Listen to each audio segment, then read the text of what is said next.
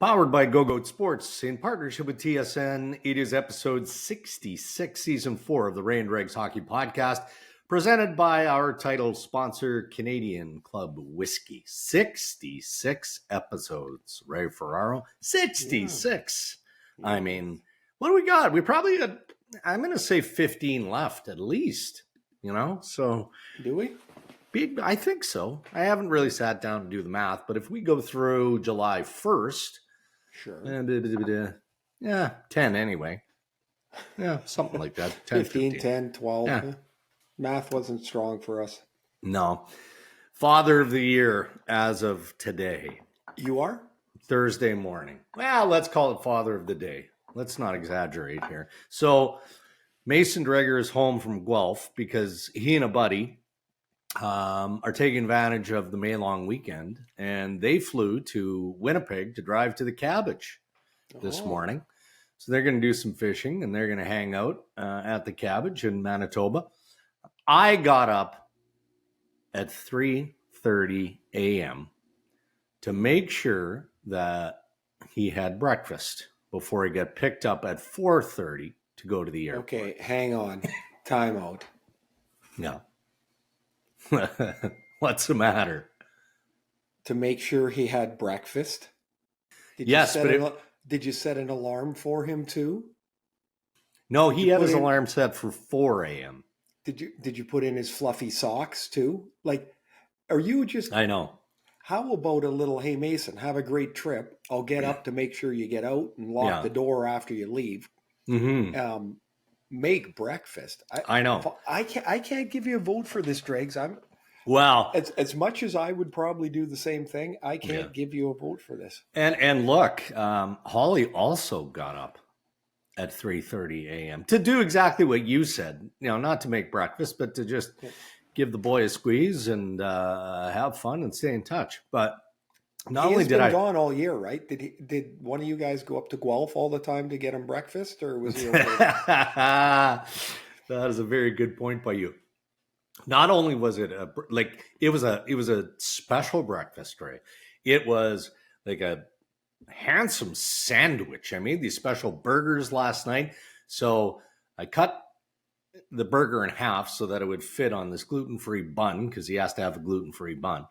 And then I put fried egg on it with tomato and a bunch of other stuff. Are you listening to yourself? I know, it's ridiculous. That's why I'm bringing it up right off the top of the bat. I did anoint myself as Father of the Day, so I'm trying to explain why that's valid. That's all. That's all I'm saying. You're not buying it. I understand. I just what are we doing? I don't know what we're doing. Well, how about this segue? What I should have done, I've got a Tim Hortons, maybe 4 minutes from my front door. Should have zipped through the drive-thru, got myself an extra large coffee, right? And a couple of breakfast sandwiches for young Mason and sent him on his way. But I didn't. Okay, here's the other question. How was the conversation at 3:58? Surprisingly spry, because I had very strict instructions for what he had to do when he got to the Cabbage. And he was very receptive because we've got a patio furniture delivery, which is happening tomorrow morning. So it's convenient that he's there. So we had some instructions that we had to work through. Yeah, but he was usually that crisp. early morning, it's, a couple of grunts and a nod. Well, I'll tell you how it goes over the course of the weekend next week, because we dive into episode 67. Headlines, though, important and presented by our pals at Tim Hortons. All right, let's start with the conference finals, right? Makes sense that we would start in the East, since the East is starting with game 1 of that best of 7 tonight, Thursday, as we record episode 66 of Ray and Dregs, Florida at Carolina. So I'm asking Ray Ferraro, for the Florida Panthers to beat the Carolina Hurricanes, they must do what? Same goaltending from Bobrovsky, who was fabulous against the Leafs. And it's hard to imagine. You go back, and this happens almost every year. You go back to the start of the playoffs, and a team that gets deep into the playoffs, their roster looked different somehow at the start. Like Alex Lyon was the goalie. Yeah. they got into the playoffs because Yeah. Alex Lyon ran a 6-1-1, I think he was, right? End of the year. Right down the stretch, and they don't Yeah. get in without him. But Bobrovsky is critical for them. Discipline will be a factor. Carolina plays a style that drags you into a little bit of conflict because it's fast and aggressive, and Florida can take a lot of penalties. The Leafs style does not drag you into those penalties, and so I think discipline will be a real factor. Florida plays aggressively, but they've not played a team yet with the pace of Carolina. Right. Like if Carolina can finish against Florida, that's the Bobrovsky key. Yeah. They just go so fast. They create this anxiousness around the game. And I think that's the biggest challenge for Florida. Can they maintain their poise at that pace? Right. I mean, we can always identify X factors. Goaltending needs to be at the top of the list. I understand that. And then you look at your primary scorers and all of that. So think of something maybe away from the headlines as X factor. I know you're a fan of Sam Bennett and what he means to the Florida Panthers and how they're different with him healthy and in the lineup than when he's not in the lineup. So for me, he'd be an X factor for Florida. And I don't know, Carolina, would it be Seth Jarvis, somebody like that? Yeah, Carolina, I would agree on Bennett for sure. Sam Reinhart has had a really clutch absolutely playoff for Florida. I don't think they win if Montour gets skunked in this series. Okay. Like he's had an amazing year, and in that first round, I think he had 5 goals against Boston. Yeah. I don't think they get through with him with no goals in this round. I think he's got to be a factor. Mm-hmm. I really do. He drives a lot of their offense pretty smoothly from the back. For Carolina, I'm interested to see what Jordan Staal does in this series because he's such a monster in a matchup. I don't know that there's a real matchup that you have to have Staal against. Is it Bennett? Would it be Barkov? Yeah. So I don't know if that takes away from Stahl's effectiveness a little bit or if it opens him up a bit. Seth Jarvis, he's going to be a really good young player, man. Yeah. I like him. I like him a lot. Like he is tricky and crafty and he can play, but you know who I'm going to take is, and it's maybe not outrageous, I guess, but is Brent Burns. Oh, nice. Yeah. I was really impressed watching. Man, the guy's 38. He's a monster, and he's as the season and the rounds have gone on, it's like he's just kind of clicking away. Yeah, pretty steady, and then the last round he just kind of elevated his game again, like he took it to another spot. And I'm going to say Burns. Here's the other thing: which goalie do you like better? I don't know. There's all kinds of unpredictability, really, over the course of the year for the goalies. I do think it's really possible that Carolina will not use the same goalie the whole series. Right. That was the plan against in their last round against Jersey, and then Ranta got sick, and they had to run Anderson out there the whole time. But I do think there's a little bit of not a platoon, but a duo that is possible in Carolina that I think it's Bobrovsky or bust really in Florida. How much coach influence is there in a conference final or a Stanley Cup final? I mean, obviously coaching matters. There's no question about that. And we'll get to the West here shortly. But when you look at this Final Four, talk about 4 heady head coaches in Maurice versus Brind'Amour, and then Cassidy and Peter DeBoer. Okay, there's a couple of things here. The interplay between the coaches. Yeah. In some series, there really isn't much. It's just 2 guys standing in a suit behind the bench doing their own thing. Yeah. But the fact that Maurice coached in Carolina, he coached all 3 of Carolina's coaches. I think that's hilarious. So I think there is a little bit of they want to beat the guy for sure. Yeah. One other thing of this series is always take a look here at the rosters and how many players have gone back and forth between these two teams. Well, the crossover is crazy between Florida and Carolina. Crazy, right? Wild. Yeah. It's like, and of all the teams, you're like, how did that even happen? Like, why those two teams? And then here they are in the finals. I do think I don't know that anybody's got an advantage. Yeah. I think they're two really good coaches. I am entertained by, when coaches get hired and, there's a swell of media. Oh, these retreads, they shouldn't be back. And, where are all the new guys? Right? Like it's funny. Like the rest of us. Yeah. It's funny. Like sometimes you just get to the right place at the right time. Yeah. Yeah. And maybe Paul Maurice wouldn't have been the right guy 2 years ago in Florida or 2 years from now, but he's the right guy now. Brind'Amour clearly is the right guy in Carolina. Yeah. All right. Well, let's switch over to the West then, and let's start there with Pete DeBoer versus Bruce Cassidy. And it doesn't matter who you think is a better coach. I mean, what's obvious is, Pete DeBoer, the head coach of the Dallas Stars, it's not about Pete.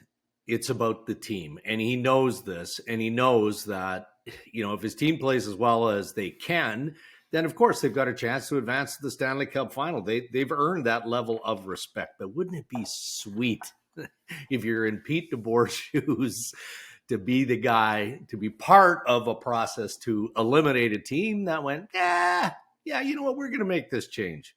They knew Cassidy was likely going to be available from Boston. They make the change, and both clubs are very happy with the decisions that they made. But Pete DeBoer probably has a little bit more incentive going into this series.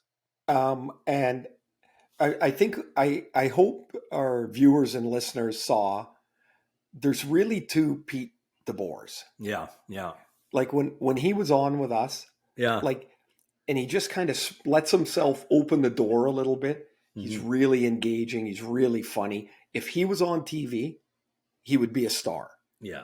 And people would never get that if you watch him behind the bench. He looks like it's like he's got narcolepsy. He's going to fall asleep at any point. He just stands there with his hands behind his back. His tie's always slightly askew, and he's just kind of dozy back there.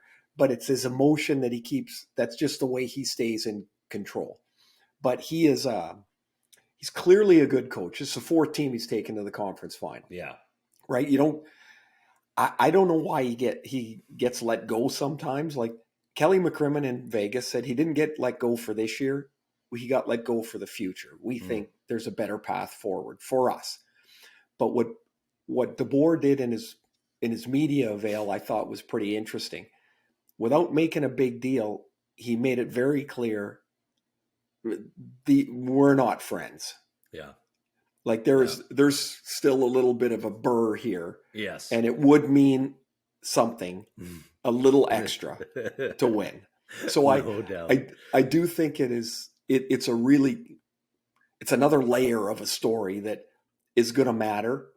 3 of these 4 coaches at this time last year didn't have a job. Yeah. Yeah. Like that's just, it's such a crazy set of circumstances. And I would say this, Dregs, too, is that we, now, we can say, the biggest markets aren't in and all that. And that's pretty clear. Like they're not, right? But this is parity. This is what the league is. This is when the Kansas City Royals won in baseball a couple of years ago. Mm-hmm. Now they decided to tear it down to the studs again, but the other teams are allowed to win. Yeah. If they put a good program together, they're allowed to win. And this is where they are. Can Aiden Hill match or outplay Jake Ottinger? He's going to have to. We can't outplay him. No. Jake Ottinger is really good. Yeah. Yet. Okay. So they gave up 8 goals in the 4 games they won against Seattle, and gave up 18 in the 3 that they lost. And Ottinger was either great or terrible. And it's really an odd circumstance. Hill comes in. He hadn't.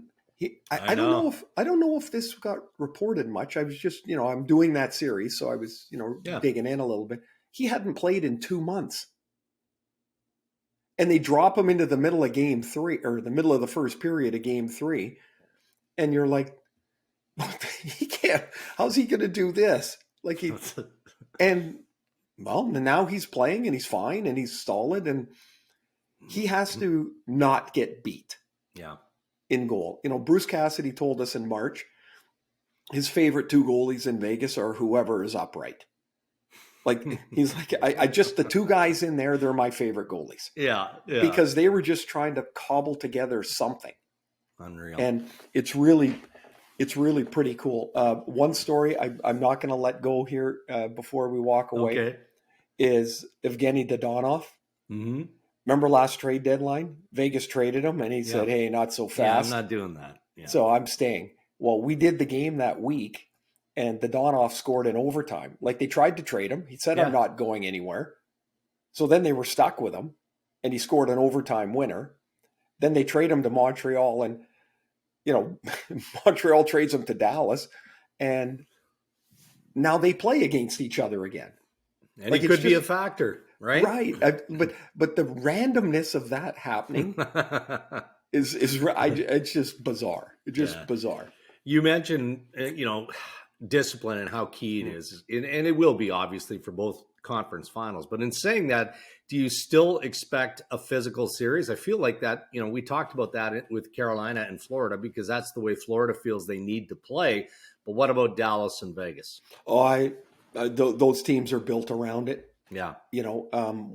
Really interesting. Neither team plays the wheels off of anybody up front. They play 4 lines quite deep into games. I expect it'll be physical, and it's hard to believe in the past they've played pretty low scoring series, and it kind of feels like that's what it should be, but I don't think it's going to be. Right. I don't think it's a bunch of 3-1 games. One guy on each side on the blue line, of course, is Petrangelo's going to play a lot. Big minutes. For Vegas. And I mean, they're going to finish the anthem, and then the next time Miro Heiskanen's going to leave the ice is when the horn goes at the end of the game. That guy is so good. He's so good. I just love watching guys like him skate. And so he'll come out from behind the net and he'll be leading a breakout. And the back checker is, right on his ass. Mm-hmm. And then one stride later, he's a little bit further behind. But Heiskanen doesn't even look like he's trying. You're right. And then pretty soon he's got clearance. And I watch him play. Do you know who I see? I want you to take a guess. Hall of Famer. Based on skating, are we thinking Coffee? Skating? No. Not because Coffee was a 100-point guy. I'm saying his total game reminds me of somebody. Hall of Famer. With us? He's with us. Okay. Yeah. He's got a fabulous beard at this point in time. A fabulous beard, like Ray Bork? He doesn't really have a bigger, beard. bushier. You're all. Niedermayer. Yes. Yeah, there you go. Does he not look like him the way he does look like him now that you say that? One time we're playing a game, and Pat Flatley says Niedermayer's in New Jersey, and we're with the Islanders, and Niedermayer comes around the net, and just all of a sudden it's like our guys are in tennis shoes, and Flatley goes, he doesn't even look like he's effing trying, and he just whoosh, and off he was gone, right? And he just that's smooth. What Heiskanen looks like to me. I think this is going to be a great comparison. I think this is going to be a great series. I really do. Yeah. Well, you'll be a big part of it. Yeah, and Heiskanen has a chance to be a difference maker. And one more little old guy, touch to Joe Pavelski. Yes. Don't start a playoffs to the story moves along. Game 1, Matt Dumba knocked him out. Yeah, literally. And he looked like, I don't know, is he going to get to play again? Yeah. And he comes back and he's okay, thankfully, and gets 8 goals in round 2. Well, we're looking forward to both conference finals. The East starts tonight, Florida and Carolina. And then Who did you pick? What do you got? Well, I want to give the edge to the Carolina Hurricanes, right? Me and too. We'll get into this in the next. Okay, let's worry about it in the next segment. But I didn't want to forget. You got to pick. You always kind of like forget to pick, and I always pick. It's just Chris Abbott isn't here, so we'll have to do it by ourselves. That's fine. A couple more items and headlines, and then we'll move into the next segment. Arizona. I don't want to be disrespectful, but I want to scream uncle. That's what I want to scream, uncle. Because this poor organization has been through the mud, out of the mud, back into the mud. How many times? Countless times, literally. So this most recent vote earlier this week to say, nah, we're not interested in a brand new multi-purpose facility in Tempe. Many believe is probably the final straw. Now, the commissioner's office and the Arizona Coyotes, as you know, Ray, have come back since to say there are still local options that we're going to have to consider and, are going to further explore. And they've acknowledged that they'll be playing at least one more year at Mullen Arena. But we also know that there are qualified cities that are just anxiously waiting. Ryan Smith, who's at least part owner of the Utah Jazz of the NBA, has publicly stated he wants to own an NHL franchise. It makes sense to me, without pushing the Coyotes out of Arizona, that you jump on board with a relocation fee, you make that money, they go to Salt Lake, and then you keep your powder dry with the idea of Houston or Atlanta or Kansas City or Quebec City. Let's throw them into the mix as expansion possibilities for the big bucks down the road. But where are you at in terms of Arizona? Do you have Arizona moving, staying, building a new facility fatigue like the rest of us? Oh, for sure, fatigue to it. But do you know what this is? I'm a big baseball fan, right? Yeah. This is the Oakland A's. Yeah. I can't tell you how long. It's been 20 years. Yeah. I remember walking to the rink in San Jose, and there were placards up about a referendum vote about building a stadium in San Jose, and that's where the A's would move. And I mean, it got to some kind of vote, got voted down. Then they looked at a new area. Now they looked at a new area. Now, last couple of months, they announced finally, with fatigue to everybody in baseball, I'm sure, a plot of land they bought in Vegas. Yeah. Now, the difference is this is not new ownership. They're just moving the team. Mm-hmm. Now, what you're talking about is different. And the difference is maybe the owners in Arizona don't want to sell the team. Yeah. And so this might not, I mean, it seems like it's over, but it might not be over. Might not be. When you talk about the relocation, you're talking about a new owner. Yeah. Maybe the Arizona owners don't want the money. They want the team. Yeah. That's fair. So it's, I'm with you though. Like, if I don't read another story about the building and this and that and the move and my goodness, it's uncle, since I was playing when they went into the downtown arena. Yeah, I know. And it was a great place, but it wasn't a hockey rink. And then they needed their own place, and they built it, halfway to nowhere. Yeah. And so it is, it felt stunning that vote went the way it did, but that's just from the outside and not knowing the ins and outs of what really was going on there. But it felt like it was almost like, oh, gee, this is going to be the one. And clearly it's not. No, and I know there was nervousness from the commissioner's office and the executives of the Coyotes. They knew it was going to be right down to the wire. They knew the vote was going to be close. They just got that sense developed over the better part of a month or so. Talking turmoil as we wrap up headlines, right? The Kyle Dubas situation with the Toronto Maple Leafs. It is a waiting game for Brendan Shanahan and Maple Leafs ownership. Is he in? Is he out? It's far from ideal. I mean, there's considerable work that has to get done. Now, internally, they've got a big management group there. So they're looking at all scenarios. Well, if he's in, then let's keep going with our draft prep. If he's out, okay, how do we spread the responsibilities here until a new manager is brought in? So as we record the podcast here Thursday morning, the waiting game continues. The waiting game continues. I'm sure that there's been some communication between Shanahan and Dubas. You saw the media availability on Monday, or at least the clips. And as I've reported, I think everyone expected Dubas would meet the media and he would say, well, I want to stay in Toronto. I want to finish what I've started here, but there's a process. There's some things we got to get done contract-wise.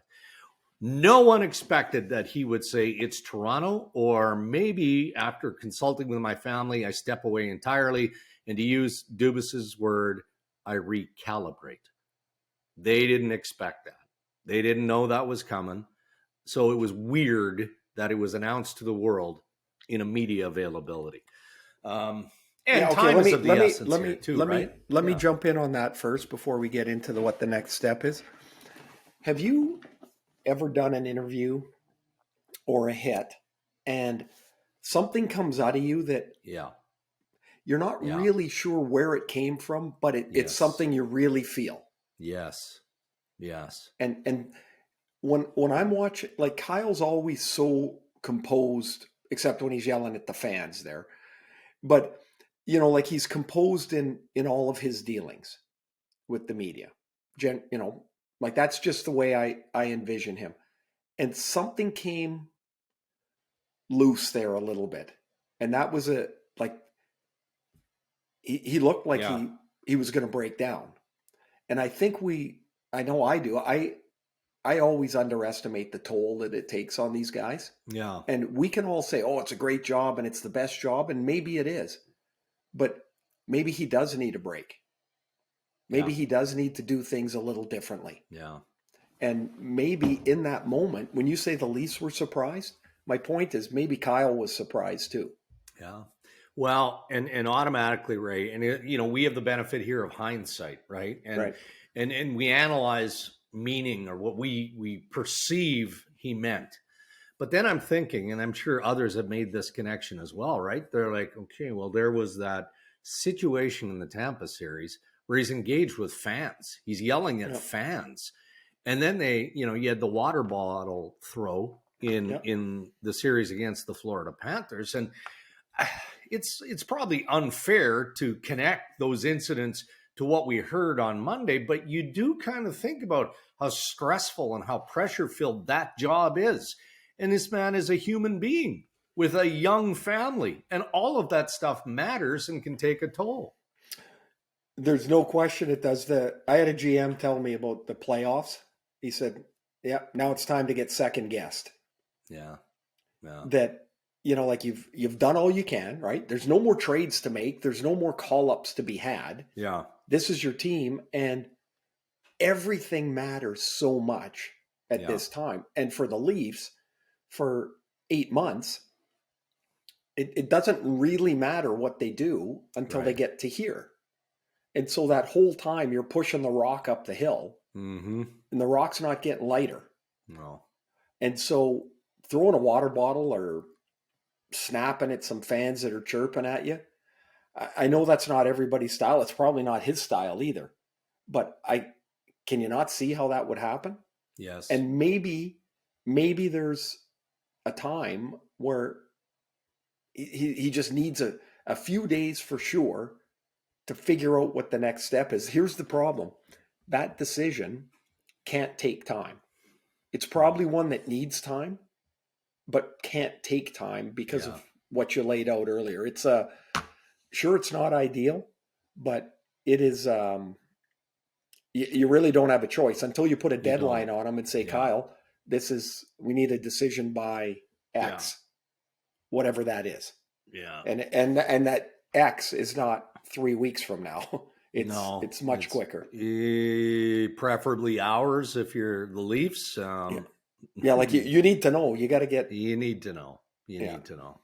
And from a business perspective, only from a business perspective, I would appreciate from the higher ups of the Toronto Maple Leafs, maybe there are questions. Okay, well, if he comes back and says, "Yeah, I'll do it," are you all in?